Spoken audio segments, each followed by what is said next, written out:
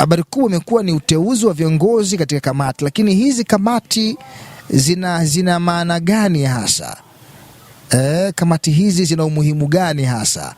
Sasa katika hili tumepata kumtafuta mbunge mstaafu ndugu yetu kabisa Joram Hongori.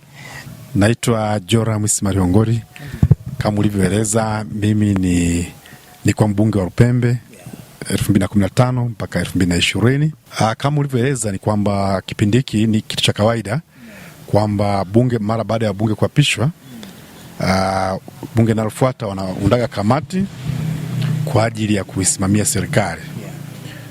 Kwa hiyo kamati zinaundwa kwa utaratibu ufuatao. Kwanza, kila mbunge anapoondoka ile baada ya kuapishwa anajaza fomu kuchagua kamati ambayo anafikiri kwamba atahudumu. Kwa hiyo wakirudi wanakuwa tayari wameshapangiwa kwenye kamati. Wakishapangiwa zile kamati, basi kunakuwa na siku ambapo wajumbe wa kamati husika wanakutana kwa ajili ya kuchagua viongozi wa kamati. Wanachagua mwenyekiti wa kamati, wanachagua na makamu mwenyekiti wa kamati. Kwa hiyo maanake wa hao wamechaguliwa, waligombea ndani ya kamati, basi wabunge wenzao wakawachagua ndani ya kamati hizo. Mmoja wapo maanake kuwa mwenyekiti na mwingine anakuwa ni makamu mwenyekiti. Ilitegemeana na nafasi aliomba. Maanake kwa hiyo kuna kura pia, kuna kupiga kura tena, kuna kuchaguliwa. Hawateuliwi, wanachaguliwa. Wanachaguliwa na wabunge wenzao. Wastani wanaweza kawa wabunge kati ya 23 au 24 hivi. Kwa hiyo ndani hao 20 na kitu, sasa hivi wabunge wameongezeka kidogo, wanaweza kawa pengine 25. Kwa hiyo ndani ya wabunge 25 basi wanamchagua mwenyekiti wao wa kamati, wanamchagua na makamu mwenyekiti wa kamati. Utendaji wa bunge kwenye kamati na kama bunge zima kama lilivyo bunge. Kwa hiyo bunge lile linavunjwa pande kwenye kamati. Kwa hiyo wanagawanyika, wabunge wote wanaingia kwenye kamati. Kwa hiyo kule kwenye kamati ndiko sasa sehemu kubwa ya kazi za bunge zinafanyika kwenye kamati. Huku kwenye mnavonaga bunge yenyewe mnaliona nje, kule inakuwa tu ni kutaka kuwafahamisha wananchi nini kimejadiliwa. Ule tunasemaga ni ukumbi wa siasa.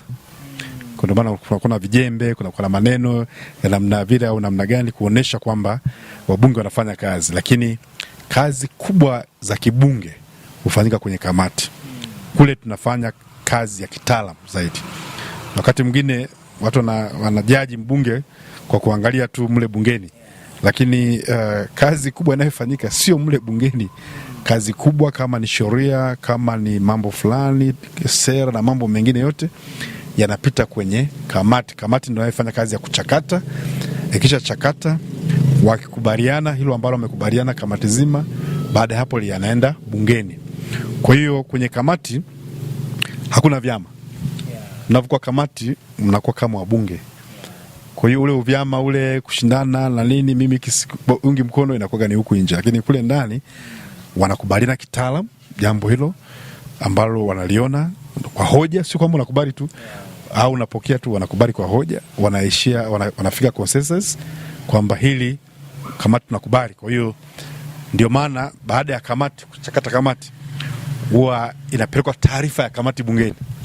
Na ukifuatilia kama mfuatiliaji mzuri wa bunge, kamati inaposoma taarifa yake bungeni na inapokuja uchangiaji, wabunge wote huwa wanaunga mkono kilichosemwa na kamati. Na unaweza kukuta hata wapinzani wanaunga mkono kile ambacho kimewasilishwa na mwenyekiti wa kamati bungeni, kwa sababu hicho kitu wameshakubaliana. Kama wanapinga, mara nyingi utakuta wanapinga wale ambao hawapo kwenye kamati hiyo, lakini wengi utakuta mara nyingi huwa kuna upinzani sana kwenye taarifa za kamati. Mara nyingi taarifa za upinzani zinakuja kwenye taarifa ya waziri. Utakuta mara nyingi wanapinga baadhi ya watu. Kwa hiyo ndivyo utendaji wa kamati. Kwa hiyo kamati ile inafanya kazi kwa niaba ya bunge zima, kwa niaba ya wabunge wengine. Kwa hiyo wale wajumbe wa kamati wanapoingia pale kwenye kamati husika, wanaenda kufanya kazi kwa niaba ya bunge zima. Na yale waliojadili mara nyingi yanapelekwa kwa katibu wa bunge. Kwa hiyo katibu wa bunge ataruhusu iliingie au lisiingie, au kama kuna marekebisho fulani yafanyike au yasifanyike. Kwa hiyo kila kamati na katibu. Kwa hiyo kila kamati inakuwa ni kama bunge, ina katibu wa kamati. Kuna katibu na mengine na katibu msaidizi. Kwa hiyo ambao wanasaidia kutoa ufafanuzi, wanasaidia kuendesha vikao vya kamati mle ndani. Kwa hiyo mwisho wa siku kile kilichofanyika kwenye kamati, wabunge wote wanakuwa makini sana kusikiliza taarifa, kwa sababu wale wamefanya kwa niaba ya bunge zima. Ndivyo utaratibu wa kibunge unafanyika. Taarifa ya kamati za bunge huwa ina nguvu kiasi gani katika shughuli za bunge? Kwa hiyo wabunge wengine wanakuja kupokea taarifa kwa niaba ya, wanakuja kuwasilisha kwa niaba yao. Kwa hiyo ndio maana wanakuwa makini sana kusikiliza na kujua nini kimefanyika. Basi kama kuna ushauri mdogo mdogo ndio anaingizaga pale. Kuna marekebisho mdogo, mtu anaweza kapeleka marekebisho yake au ushauri wake kwenye kamati.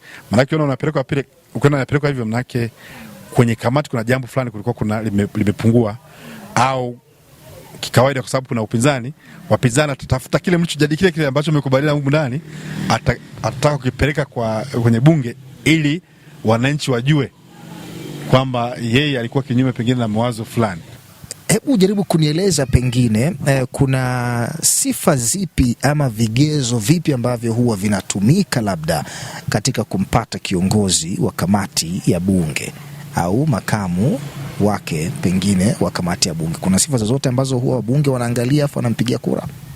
Vigezo vya mwenyekiti wa kamati tunaangalia vitu vingi. Kwanza uzoefu wake kwenye hiyo kamati, na kamati ile ni professionals.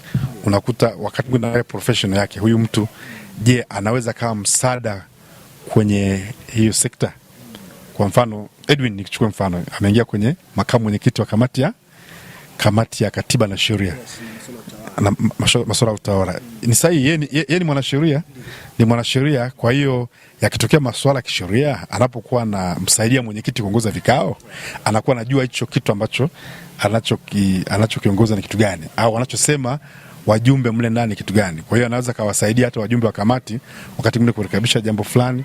Maana wajumbe wa kamati wanaoingia kwenye kamati ile, kwa mfano nimesema katiba na sheria, sio wote wana sheria. Kuna wengine wanakuwa si wana sheria. Kwa hiyo wakati mwingine wanaweza kuwasaidia kufanua jambo. Yaani inasaidia kuongoza kikao, yani mtu asipotoshe jambo. Hata wataalamu wanapoleta kwa mfano serikali imeleta mswada uweze kupitia marekebisho sheria yaweze kupitiwa na wabunge. Kwa hiyo mwenyekiti akiwa anajua angalau na makamu mwenyekiti ana idea kidogo ya sheria, inakuwa rahisi kuwasaidia wabunge wale ambao pengine hawajui vizuri, ili kuweza kutengeneza sheria nzuri zaidi ambayo itasaidia nchi, itasaidia serikali na wananchi kwa ujumla. Hebu zungumzia kidogo kuhusiana na maslahi pengine ambayo yanatokana na mbunge kuwa kiongozi wa kamati au kuwa makamu wa kamati fulani pale bungeni. Je, kuna maslahi yoyote ambayo yanakuwa yanapatikana? Hebu tueleze kidogo hilo. Ni kazi kama kazi hivyo nyingine kawaida ya kibunge, lakini labda kwa sababu majukumu kuna kapaji fulani kadogo unaongezewa hela ndogo sana. Yani ndogo tu ya kawaida unaongezewa kidogo, kwamba mwenyekiti wa kamati basi angalau kuna kahela fulani mle ndani bungeni, lakini sio kakubwa sana, kadogo tu. Unaweza kukuta laki kadhaa, unapata laki 3, 4, 5 unaweza kupata mwisho wa mwezi kule kwa ajili ya majukumu yako hayo ambayo unayo. Kwa hiyo wanafurahia kwa maana kuna kitu fulani kimeongezeka kwa sababu ya majukumu ambayo unayafanya. Na hiyo inakuwa ipo pia kwa makamu. Ndio. Wanapewa wote. Lakini hawapewi sawa, wanapewa wote. Unakuwa mwenyekiti unapewa zaidi, kama ilivyo speaker anapewa zaidi, naibu speaker anapewa kidogo na kule inakuwa ni hivyo. Na huwa wanakuwa na makatibu pia. Kila kamati na katibu. Kila kamati na katibu ambaye anakuwa nayo. Wanaweza wakafanya naye miaka 2. Actually hiyo inabadilika kila baada ya miaka 2. Ikifika miaka 2 na nusu wanabadilisha kamati. Kwa kamati zote zinabadilika. Unaweza kaomba kubaki pale kwenye ile kamati, lakini unaweza kaomba usipewe kwenye hiyo kamati. Wakati mwingine speaker na maamuzi na katibu wabunge na maamuzi, si kwamba kila anayeomba anapeleka kwenye kamati hiyo. Kwa mfano mimi nilivyoingia mwaka kwanza sikuomba kamati ya katiba na sheria, lakini nikapelekwa kamati ya katiba na sheria. Nikawa kule, baadaye pia nikahamishwa toka kwenye kamati ya katiba na sheria nikapelekwa kwenye mambo ya nje, ulinzi na usalama, na ndio nimaliza nayo hiyo kamati. Kwa hiyo muda wote mbunge anaweza kubadilishwa kamati kadiri ya katibu wa bunge na spika watakavyoona inafaa ili aweze kusaidia jambo fulani, tegemea, kwa sababu unapoingia bungeni unapoingia bungeni taarifa, kila mbunge anawasilisha taarifa zake za taaluma, kwa maana vyeti vyako vinawasilishwa bungeni, uzoefu wako mbalimbali unawasilishwa bungeni, CV yako ya jumla inawasilishwa pale. Kwa hiyo manake unapounda kamati pia unaweza kujieleza, kwa sababu wabunge wenzako hawakujui vizuri, unaweza kujieleza, mwenzenu mimi na uzoefu wa 1 2 3, mnichague niweze kusaidia katika hiyo kamati kama mwenyekiti au kama makamu mwenyekiti. Basi ukishachaguliwa, manake pia na spika kule anaangalia, je, huyu mtu aliyeingia kwenye hiyo kamati kuwa kiongozi wa hiyo kamati, je, ana uzoefu hayo mambo? Kwa hiyo inasaidia pia. Kwa hiyo wakati mwingine unaweza kaona huko wamezidi wataalamu fulani, kuna kamati fulani inakosa mtaalamu wa aina fulani, anaweza kaangalia katika orodha ya wabunge na kwenye kamati walizopelekwa akakuhamisha akapeleka kwenye kamati husika kwa ajili ya kusaidia. Kwa hiyo wabunge wote pale wanaenda pale kwa ajili ya kusaidia shughuli za kamati husika na mambo yaliyopo kwenye kamati. Kwa hiyo katiba na sheria muda mwingi watadili na mambo ya sheria. Sheria zote zinazopita, sheria zile mama zile zinapita kwenye kamati ya katiba na sheria. Lakini kuna baadhi ya sheria nyingine hazipiti huko, zinapita kwenye kamati nyingine tegemeana na hivyo. Unapofanya kazi ya kamati, maana mnafanya kazi, mpo kazini. Mnapokuwa kazini mnalipwa, tunalipa, kuna posho ya kazi. Kuna posho.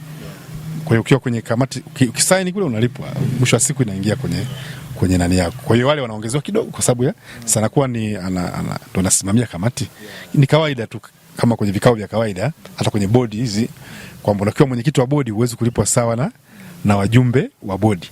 Mwenyekiti anaongezewa kidogo kwa sababu ya jukumu lake kama mwenyekiti, na ndivyo ilivyo kwenye kamati. Pengine sasa tuko na Deo Mwanyika amechaguliwa pale kwa mwenyekiti, lakini tuko na Edwin Enos Swale. Kama pengine mbunge mstaafu, ungelipenda kuona